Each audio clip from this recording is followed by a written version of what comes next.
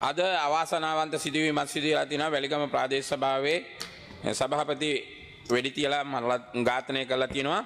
හැබැයි එතුමාගේ යට ගිය දවස යට ගිය දේවල් දැන් Facebook වල YouTube වල කියන ඒවා කියලා වැඩක් නැහැ. ඒ මනුස්සයා මිදිගම කොට්ටාසේ දිනලා සභාපති වෙලා තියෙන නීතියානුකූලව. දැන් සභාපති කෙනෙක් හැටියට තමයි එතුමා අද වෙඩි තියලා තියෙන ප්‍රාදේශ සභාව ASCII. මේ 88 89 මේ මෙතන ඉන්න මැති ඇමතුරුත් ඉන්නවා හිරගෙවල් වල හිටපු අය. ඒ වුණාට දැන් ඒගොල්ලෝ මැති ඇමතිවරු දැන් ඇමති. එයා හිරේ හිටියත් මොනවා කරත් 88 89 ඒගොල්ලෝ ඇමතිලා. ඒක නිසා ඇමතිමයි മന്ത്രിමයි. ඒ වගේම ප්‍රාදේශ සභාවේ සභාපති. දැන් අපිටත් අද බලපෑමක් තියෙනවා මූලාසනයේ മന്ത്രിතුමිය අපිටත් ආරක්ෂාව ආණ්ඩුවෙන් අයින් කරලා තියෙනවා මෙච්චර කාලෙ. ඒකට ඉතින් ආණ්ඩුව වග කියන්න ඕන අපිට මොනවා හරි වුණොත් අපි ආණ්ඩුවට ඍජුවම ප්‍රතිපහාර නිකුත් කරන ආණ්ඩුවේ වැරදි පෙන්නනවා. ඉතින් ආණ්ඩුවක විපක්ෂයක ඉන්නකොට ඒ ප්‍රශ්න තියෙනවා. ඒක මම මීට වැඩිය ගන්න කැමති නෑ. වර්තමානයේ මා දැක්ක පාර්ලිමේන්තුවේ අද නෙවෙයි දවස් කීපයක මුළුල්ලේ ජාතික ආරක්ෂාවට විශාල තරජනයක් ඇති වී තිබෙන බවත් ජනතාව විශාල බියකින් ජීවත් වෙන බවත් එනිසා අදක සමහර අය යෝජනා කරලා තිබුණ ආණ්ඩුව ඉල්ලාස්වී තව අයට බාර දිය යුතු බවත් වගේ ටිකක් ප්‍රශ්නයක් ගොඩනගමින් තිබෙනවා. එනිසා මේ ප්‍රශ්නේ කොහොමද පැන නගින්නේ කියලා අපි බැලුවොත් ඔබට මතක ඇති අපි ආණ්ඩුව අරගෙන අපි ජනාධිපතිවරණ ජයග්‍රහණය කරාට පස්සේ ඊට පස්සේ පටන් ගත්ත ව්‍යාපෘතිය තමයි මහමැතිවරණදී ශක්තිමත් බලයක් සහිත ආණ්ඩුවක් හදාගන්න හම්බෙන්නේ නැහැ. මහමැතිවරණදී ඔබ ආණ්ඩුවක් හදනවා කියලා. මම හිතන අගමැති ධූරයේ ඇමති ධූර බෙදාගෙනත් හිටියේ. මතකද නැහැ.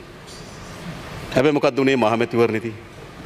මහමැතිවරණයේදී අර ජනාධිපතිවරණයේ ජයග්‍රහණය ආපසු හැරවීමට පුළුවන් කියලා මහමැතිවරණදී අපේක්ෂා කරත් ඊටත් වඩා ප්‍රබල ශක්තිමත් ජයග්‍රහණයක් මහමැතිවරණය ලැබුණා. ඊට පසුව විශාල සාකච්ඡාවක් ගොඩනැගුවා මාර්තු මාසයේ විතර වෙනකොට ආර්ථික විශාල අර්බුදයක පත් වෙනවා. මේ මාර්තු මාසයේ යලි ආණ්ඩුව ලබා ගන්න පුළුවන් ආර්ථික අර්බුදයේ හේතු කොටගෙන කියලා බොහෝ අය ප්‍රවෘත්ති නිර්මාණය කරන්න පටන් ගත්තා. හැබැයි අද ජාත්‍යන්තර මූල්‍ය අරමුදලේ අධ්‍යක්ෂ මණ්ඩලයට අද අපේ තුන්වෙනි සමාලෝචන වාර්තාව ඉදිරිපත් කරනවා. මම හිතන ඉතාම සුබදායි ප්‍රතිඵලයක් ඒවි. ඒ නිසා ආර්ථිකයේ ඉතාමත් ශක්තිමත් ස්ථාවරයකට අපි ගමන් කරමින් තිබෙනවා. ඊට පසුව ඒ හා බැඳිලා නිර්මාණය කරන්න පටන් ගත්ත මේ වාහන ආනයන විවෘත කරාට පසුව විශාල ලෙස ඩොලරයට තෙරපුමක් එයි. මේ තෙරපුම හරහා ඩොලරේ රටට දරා ගන්න බැරි තරමේ ඉහළ යාමට ලක් වේවි කියලා බලාපොරොත්තුවක් තිබ්බා. නමුත් මම හිතන්නේ දැන් අපි ආසන්න වශයෙන් ගත්තොත් ඩොලර් මිලියන 117ක පමණ එල්සි ඕපන් වෙලා තිබෙනවා. ඉතින් ඩොලරේ යගය තිබුණාටත් වඩා අඩු වෙමින් තිබෙනවා. ඒ කියන්නේ මොකද්ද? තමුන්නාන්සලා කල්පනා කරනවා නම් ආර්ථිකයේ ඇති වෙන අර්බුදයක් කරහා බලය දැහ ගන්න පුළුවන් කියලා. ඒක අවසන්ද? මතක තියාගන්න. අපේ රටේ ආණ්ඩු පෙරලිච්ච ඉතිහාසයන් බැලුවොත් ඒ ඉතිහාසවල විවිධ අවස්ථා අපි හඳුනා ගන්න. එකක් ආර්ථික අර්බුද විසින් ආණ්ඩු පෙරලු ලැබුවා. ඔබට ඒ අවස්ථාව ලැබෙන්නේ නැහැ මතක තබා ගන්න. ආර්ථික අර්බුදයක් හේතු කොටගෙන මේ ආණ්ඩුව වටනවා කියලා සිහින දකින්නෝනේ සිහිනම විතරයි හොඳයි. ඒවට වචන කාලේ නාස්ති කරන්න එපා ඒවා කියන්න. මොකද ඒක වෙන්නේ නැහැ. ඊළඟ අපේ රටේ ආණ්ඩු වැටිච්ච ඉතිහාසයක් තිබෙනවා. පක්ෂ ඇතුලේ අර්බුද නිර්මාණය කරලා 2001 දී චන්ද්‍රිකා කුමාරතුංග මැතිණියගේ ආණ්ඩුව බිඳ වැටෙන්න ප්‍රධාන හේතුව උනේ ඒ ආණ්ඩුව හිටපු පිරිසක් එහා පැත්තට ගිහිල්ලා වාඩි වෙලා ආණ්ඩුවේ අභ්‍යන්තර ප්‍රතිවිරුද්ධතා හේතු කොටගෙන ආණ්ඩුව වැටිච්ච අවස්ථා තිබෙනවා. හැබැයි ඔබ හිතන්න මේ ආණ්ඩුව එවැනි කිසිදු අභ්‍යන්තර ප්‍රතිවිරෝධයක් නිර්මාණය නොවන ආණ්ඩුවක් මට කියන්න. මා දන්නවා සමහර අය උත්සාහ කරනවා මා ඔසවා තබා පාර්ලිමේන්තුවේ අනිත් අය පහත් ඒ උගලට අපි අහුවෙන්නේ නැහැ. බොහොම ස්තුතියි. බොහොම ස්තුතියි. හොඳයි. ආයි. එයා නම් හොඳයි අනිත් අය නරකයි. නෑ. ඒ උගුල් හොඳයි. ඒ උගුල් වලට අපි අහුවෙනවා.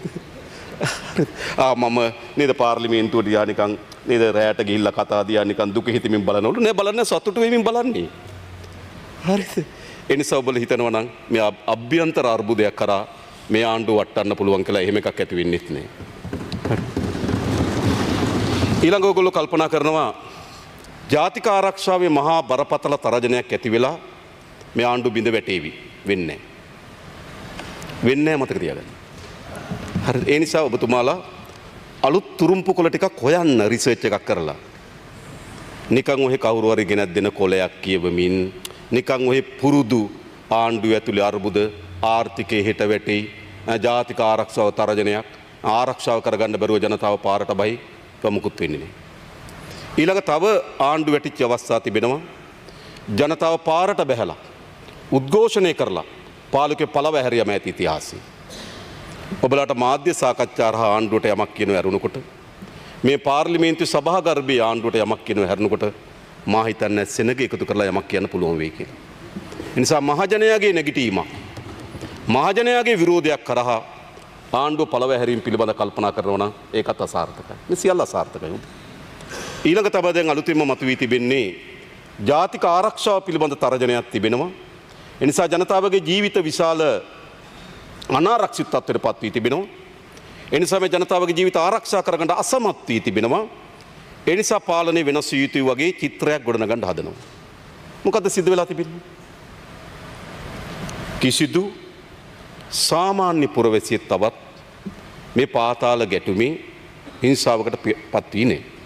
නමුත් ඒ පාතාල ගැටුම විසින් යම් ප්‍රමාණයකට සමාජය තුළ යම් භීතියක් නිර්මාණය වෙලා තිබෙන එක අපි පිළිගන්නේ. භීතියක් තියෙනවා.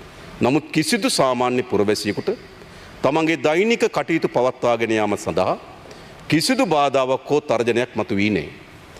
අපි මේ ජාතික ආරක්ෂාව පිළිබඳ තර්ජනයක් මතුවිය හැකි ආකාර දෙකක් හඳුනාගෙන තිබෙනවා.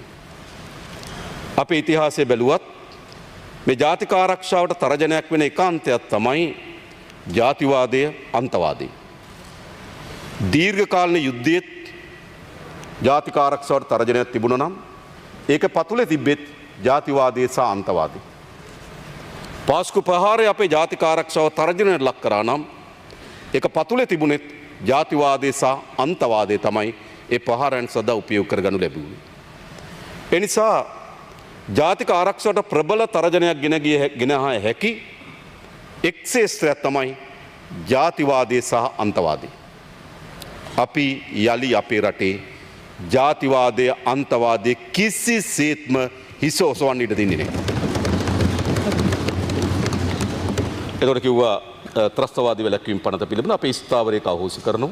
නමුත් අපිට අවශ්‍ය වී තිබෙනවා සංවිධානාත්මක අපරාධ සහ අන්තවාදී ප්‍රවණතාවයන්. ඒ සඳහා අවශ්‍ය වෙන නීතිමය රාමුවක් අවශ්‍යයි. එම නැතුව සංවිධානාත්මක අපරාධ කල්ලිවලට නිදැල්ලේ වර්ධනය වෙන්න ඉඩ දෙන කියන්නේ සාමාන්‍ය නීතිය අපිට උපයෝග කරගත හැකි සාමාන්‍ය තත්වයකදී. හැබැයි සංවිධානාත්මක අපරාධ කල්ලිය හැසිරෙනවා නම් ඒක සාමාන්‍ය නීතිය අභිබවා යන අලුත් තත්වයක් අලුත් නීතියක් අවශ්‍යයි.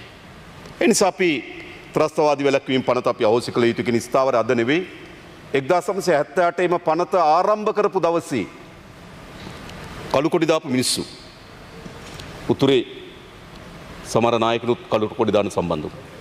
අපි මේ ප්‍රතිපත්ති වෙනස් කළා නේ. නමුත් අනතුරක් තිබෙනවා නම් අපේ ආරක්ෂාව පිළිබඳ තරජනයක් ගෙන දිය හැකි සංවිධානාත්මක අපරාධ කල්ලි හා ජාතිවාදී අන්තවාදී ප්‍රවණතාවයන් ඒ සාමාන්‍ය නීතිය ප්‍රමාණවත් වන්නේ නැත්නම් ඒ සඳහා නව නීති අවශ්‍යයි. ඒ නිසා අපි ඒ සඳහා අවශ්‍ය වෙන නව නීති රාමුවක් කරා ත්‍රස්තවාදයේ වැළැක්වීම පනත අපි අවශ්‍ය කරන්න සූදානම්. ඒ සඳහා අපි කමිටුවක් පත් කරලා තිබෙනවා, අධ්‍යයනය කරමින් තිබෙනවා. මේක මම හිතන්නේ දශක ගණනාවක් මේ රටේ ජනතාවගේ වමනාවක් බවට පත් වෙලා තිබුණා. ඒ වමනාව යථාර්ථයක් බවට පත් කරන්නේ අපේ ආණ්ඩුව විතරයි. හැබැයි මම යලි කියනවා ජාතිවාදයේ අන්තවාදයේ අපි කිසිසේත්ම යලි හිස ඔසවන්න අපේ රටේ ඉඩ දෙන්නේ නැහැ. ඊළඟ අපි මුහුණ දෙන තර්ජනය තමයි මේ සංවිධානාත්මක අපරාධ කල්ලි. මේ සංවිධානාත්මක අපරාධ කල්ලි හුදු අපරාධකරුවන්ගේ එකතුවක්ම විතරක් නෙවෙයි. මේ සංවිධානාත්මක අපරාධ කල්ලි කාලාන්තරයක් මුළුල්ලේ ඊටමත් නිදැල්ලේ දේශපාලන රැකවරණ සහිතව වර්ධනය වෙන්න ඉඩ දුන්නා.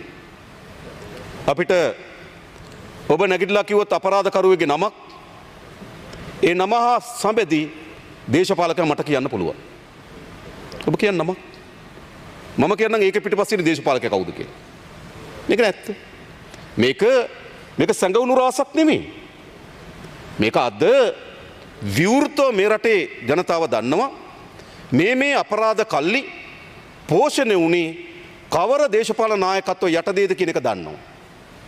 ඒ නිසා අද මේ සංවිධාන අපරාධ කල්ලි මේ දක්වා වර්ධනය වෙන්න එම දේශපාලන නායකත්වයන් පෝෂණය කරා. ඒ නිසා තමයි කියන්නේ අමරේ කලබල වෙන්න එපා මම ඇවිල්ලා ඉන්නේ කියනකොට අමරේ නිහඬ වෙනවා. එයි අමරේ කටහඬින් අඳුරනවා කවුද කියන්නේ. එහෙමයි. එතන ආවේ කවුද කියලා නම කිව්වේනේ. අමරේ ඉන්නේ දුරක පුද්ගලයා යන්නේ තව දුරකින්.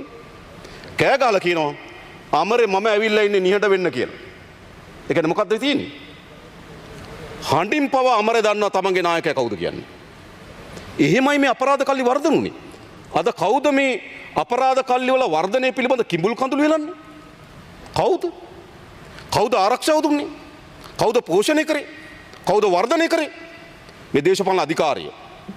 එනිසා මේ අපරාධ කල්ලි වර්ධනය වෙන්න මේ දේශපාලන අධිකාරිය ඒ පිටිපස්සේ හිටියා. ඒකට තිබුණු ආශිර්වාදයේ නිසාම සියලු බියජනක තත්ත්වයන් අපරාධ කල්ලි වල නිදහස් වුණා. නිසා අපරාධ කල්ලින් එක්ක අපරාධ මැඩ පැවැත්වීම සඳහා තිබෙන ආයතනද ඒ යම් කුඩා පිරිස් ඒවත් එක්ක එකට ගැට ගැහෙන්න පටන් ගත්තා. එකට ගැට ගැහෙන්න පටන් ගත්තා.